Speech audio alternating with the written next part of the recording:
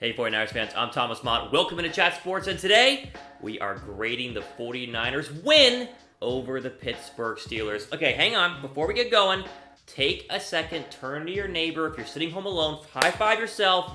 The 49ers are 3-0. Let's be honest, okay? Preseason, how many of us expected to be 3-0? I think a lot of you expected it to be good. And I was kind of teetering on 8-8, 9-7, 10, wherever we were, right? But the fact the Niners are 3-0 is unbelievable. I'm so excited. I know you guys are too. Let's grade this game because I think in the national media, people are giving their own grades right now, their own thoughts on the game. I went back and rewatched it again this morning. A lot jumped off the page. Let's start overall with the offensive grade. Listen, I could rip the 49ers offensive grade here. Last night, I'm getting ready for bed. I'm thinking in my head, what are we doing for the grades tomorrow? What am I going to do? And I was like, the offense have 5 turnovers. Obviously, you got to give them a low grade. Not when you put the film on. You put the film on of what happened on offense yesterday, the offense was firing on all cylinders. They get a B+. If you would have just had 2 turnovers instead of 5, it might have gotten an A+. That's how good they were. It should have been 6 turnovers, okay? Let's just get that out of the way. 5 turnovers is terrible, a ton in the red zone. We all know this. Yet, with all that said, they still had 436 total yards of offense and rushed again for over 150 yards. 168 yards on the ground. Jimmy Garoppolo in this game with the film on was absolutely fantastic. Now, the O-line struggled. They didn't give up a lot of sacks, but they did struggle in pass protection. However, Garoppolo's quick release, was getting the ball out of there as fast as possible. They went on drive after drive, and the only thing that was stopping them was turnovers. If they did not have turnovers in this football game, or even had 2 turnovers in this football game, this is a blowout. The Niners are winning this game 35-0. They might have even dropped 40 on the Pittsburgh Steelers, but 5 drive-killing turnovers are the reason it was not more than 24 points. It's a B+. The offense was very, very good. It might have been the best offensive performance of the year if you take away the turnovers. That's why they get a B+. What grade would you guys give the 49ers offense? I know. Turnovers are bad. They kill teams. They kill drives. They can make you lose football games. Not the case yesterday. I give them a B+. Let me know what you guys think down below. The defense, just when you thought last week the defense could not get any better, they got better. They got better this week against a good football team. Now, I know it was Mason Rudolph. And I know it wasn't Big Ben, and so you're like, okay, well, they didn't beat a great quarterback yet. They still have a ton of talent on that football team, and the defense continues to ball out. Held the Steelers to only 20 points, 79 yards rushing. James Conner did virtually nothing, had less than 50 yards on, I think, 11 or 12 carries overall, 160 yards passing, 0 for 1 in the red zone. This defense, guys, you can only give them so much credit week in and week out before you start sounding like, just repeating yourself, but they keep getting even better. Listen, the defensive line is balling out so well. Now, stat line, only 2 sacks. You go, okay, well, only 2 sacks, that's not that great. But much like how Garoppolo was constantly under pressure, Mason Rudolph was under pressure like times 8 of what Garoppolo was. He was constantly running for his life, constantly getting hit, and it forced bad throws and was able to force some of the interceptions that you saw, including the Kwan Williams interception, which was all, pressure and then a bad throw. Now, they did give up the deep ball to Juju Smith-Schuster, and then Verrett gave up the deep ball on the left side. I forget who the receiver was, but it was that 39-yard touchdown. Those were 2 coverage issues, but more the Verrett one than the Smith-Schuster one. That was just good route running, good tackle breaking by Juju. But overall, the defense is special. If you were worried about the offense at all, and you're like, well, can Jimmy Garoppolo produce? Can the offensive line hold up? How are their receivers? If you're worried about that side of the football, the defense literally plugged so many holes. And the offense was great yesterday, and I already mentioned it. But this defense is so good, it can elevate the offense, and together, that's the reason why we're 3-0. If this defense keeps going, and I see no reason to think that they're going to stop playing bad anytime soon. It's a top 5 defense, and it will compete for one of the best defenses in the entire league as we go out the rest of the season. I know it's early. I know that you're talking about, wins over Andy Dalton. You're talking about wins over Mason Rudolph. But at the same time, they're showing that they can be a good football team and winning against good football teams here over the next couple of weeks. Final here, special teams. We always do it. Not much to talk about in this one. They get an A-.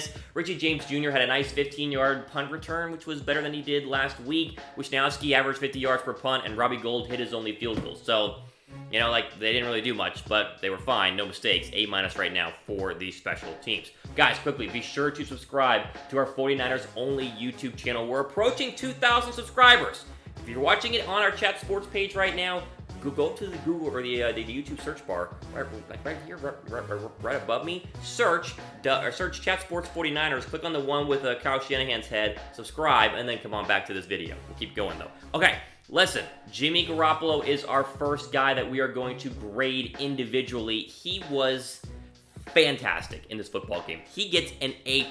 I was reading some other people's grades, and they were giving him like a C-. I'm like, did you even watch the film? Listen, the stats are not going to jump off the page. 23 of 32, 277 yards, 1 touchdown, 2 interceptions, but the film leaps off of the page. He had more pressure in his face than he had the first 2 weeks combined, it felt like to me, and yet his quick release, that throwing motion that we love about Jimmy Garoppolo, was putting balls in people's hands even when he did not have the time to do so. I mean, you're talking about snap, pressure in the face, quick release, first down, especially across the middle. A lot of those deep ins that they were running with Deebo Samuel and also running, I think, with Marquise Goodwin, built off of the play action. Garoppolo would have people in his face and still deliver the ball down the field. He was absolutely fantastic. All the fumbles, you know, I really don't want to blame him on that one. Plus, he has the game-winning drive.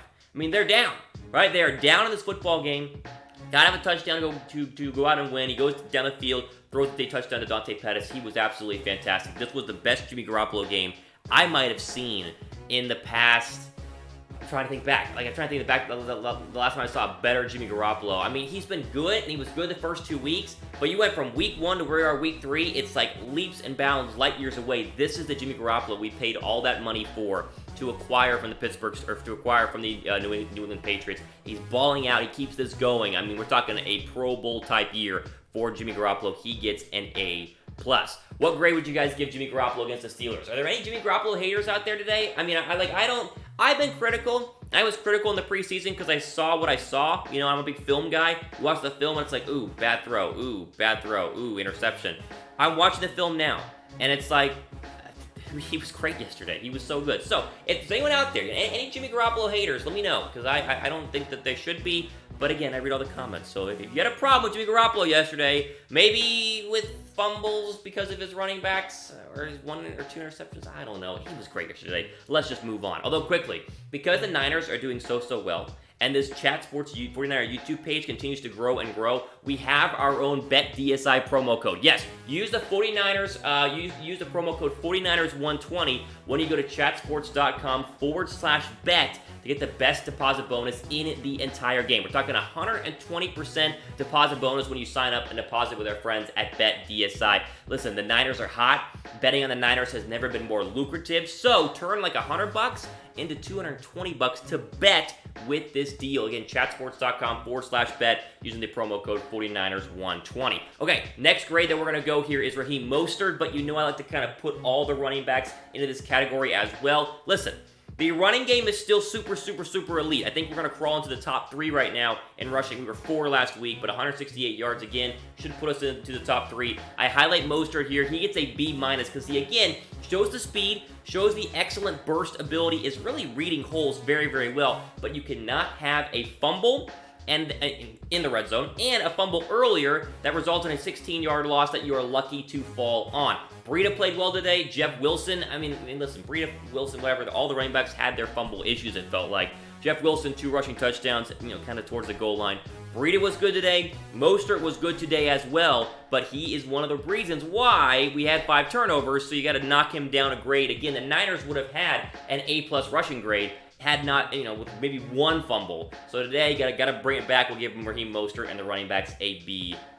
Okay, next person on this list is Dante Pettis. And I know, it's like, well, what did Dante Pettis do? 4 catches for 20 yards. He had 5 targets. Listen, he got on the field and caught more than 1 pass. That is a trending up trend that's happening right now with Dante Pettis. Listen, we thought preseason this guy could be one of the best 2 receivers on this football team. Has not been there, whether it's coach's decision or the injury. It's kind of a combination of both. He has struggled to even really see game action, and yet was able to get, 5 targets, was able to catch 4 passes, and the big reason he made my grading list, he caught the game-winning touchdown in traffic. Jimmy Garoppolo trusted Game on the line. A very tight window to Dante Pettis to win the football game. We've got to give him a B+ in this football game. His grade hopefully can continue to rise as the season progresses. But for me, I just wanted to hit on it because I've been hard on Dante Pettis. You guys have been hard on him too. I wanted to share, and I know you guys were watching, that he did play well enough to warrant a grade and caught the game-winning touchdown pass. Hopefully this springboards him the rest of the year, right? This is his game where it's like, okay, especially if it's up here, right? If it's the mental problems, that's kind of been an issue, like he's mentally not been ready or not been confident. Maybe this is the confidence boost that he needed. I hope it is, but Dante Pettis definitely a B+ on a day where the receivers were good. You know, Deebo Samuel had a big drop, you know, when it was that deep in route. He had a chance to catch it, but also had some good plays. Marquise Goodwin had good plays. Kyle Juszczyk, I mean, are you kidding me? How about that catch, diving out for the football, and then catching the ball and stiff-arming Minkah Fitzpatrick? I mean, overall, the receivers were what they were. They were good, not great, but I liked what I saw from Dante Pettis in terms of catching the game-winning touchdown. Hopefully it springs him forward for the rest of the year. Okay, which receiver impressed you guys the most yesterday? Which one? Is it Juszczyk, right? Is it Pettis game winner? Is it Samuel? Someone else? Let me know in the comments section down below. Okay, a couple of quick defensive grades here. This is more of an entire defensive line grade, but DeForest Buckner balled out of his mind. He gets an A+. The entire defensive line, I would argue, should get an A+ as well. They ate all day. I mean, they were coming after Mason Rudolph constantly, and that's what you got to do. You make a rookie quarterback unhappy in the pocket, make him a little bit nervous in the pocket, he's going to throw the ball to you more often than not. And the stat line for DeForest Buckner is insane. 8 tackles, 1 sack, 2 quarterback hits, had the fumble recovery late, which was very, very big. The defense got the sacks when they needed to, only 2. Credit DeFord also for playing hurt and still playing very, very well. Got the sacks when they needed to, got the interception when they needed to, got the fumble when they needed to. They're doing what they need to do when they need to do it, and they're playing excellent, excellent football up front. A+ for DeForest Buckner, A+ for everyone on that defensive line. Okay, the one struggle, it seems like there's always someone on the defense who does have kind of a bad day, and that'd have to be Jason Verrett, who we've been clamoring for in the comments section, right? You have been wanting to see Jason Verrett for a while.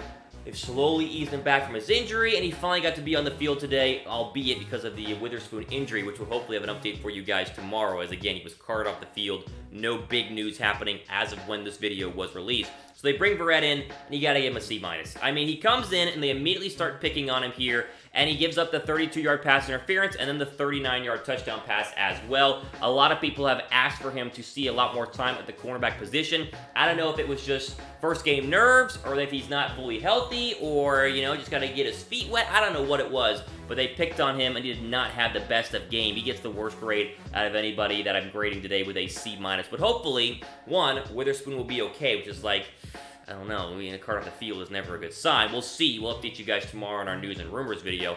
But hopefully Verrett can see the field more and more and more, regardless of whether he's starting or backup or slot or whatever, and get better to the player that we kind of expect him to be. So he gets a C-. And then finally, and this one's easy, we always talk about kind of mistakes, you know, preparation, whatever you want to call it. The mistakes and penalties is an F- today. Now, the penalties weren't back-breaking. We had 9 penalties last week, only 5 for 71 yards, but 71 yards is a lot of penalty yards overall. I know a lot of that came from the Verrett pass interference, but the penalties are still something I want to get down to under 5 a game for less than 50 yards. It's somewhere I want to live in terms of being a healthy penalized team, if that makes sense. But the real reason they get an F- on mistakes, you can't have 5 turnovers.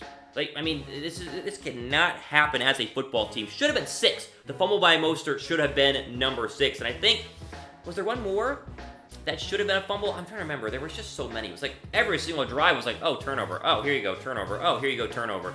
Got to clean that up. What's crazy to me, our turnover margin after 6 turnovers or 5 turnovers is still only -1. So in reality, we're not a big turnover team. The defense creates more than the offense. But again, got to clean that up. F-, it's fine. The overall take those guys. And you can give me your week 3 grade performance overall of the Steeler game. Let me know what that is down below. But the overall thought process is we're 3-0. Right? I mean, just think about that. We're 3-0, one of the few 3-0 teams in the entire National Football League. Where do we rank in the NFC in terms of best football teams? Like you talk about schedule being one thing. Where do we rank against the other elite teams in the NFC? We'll probably talk about that tomorrow on our news and rumors video. But then again, there you go. That is all the grades for our Week 3 win against the Pittsburgh Steelers. The Niners are 3-0. You're happy. I'm happy. 4-0 coming next week? I don't know. We got plenty of more 49ers stuff coming up this week, so be sure to subscribe to Chat Sports down below. And for Chat Sports, I'm Thomas Mott, signing off. Enjoy the rest of your day.